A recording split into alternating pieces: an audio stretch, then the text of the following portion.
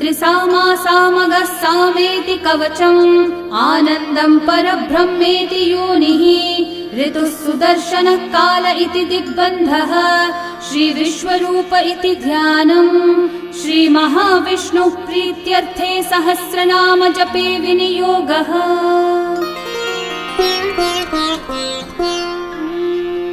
ध्यानम् क्षीरोधन्वत्प्रदेशे शुचिमणिविलसत्सैकते मौक्तिकानाम् माला क्लृप्तासनस्थस्फटिकमणिनिभैर्मौक्तिकैर्मण्डिताङ्गः शुभ्रैरभ्रैरतभ्रैरुपरि विरचितैर्मुक्तपीयूषवर्षैः आनन्दीनः पुनीयादरिनलिनगदा शङ्खपाणिर्मुकुन्दः बुःपादौ यस्य नाभिर्वियदसुरनिलश्चन्द्रसूर्यौ च नेत्रे कर्णावाशाः शिरौ द्योर्मुखमपि दहनो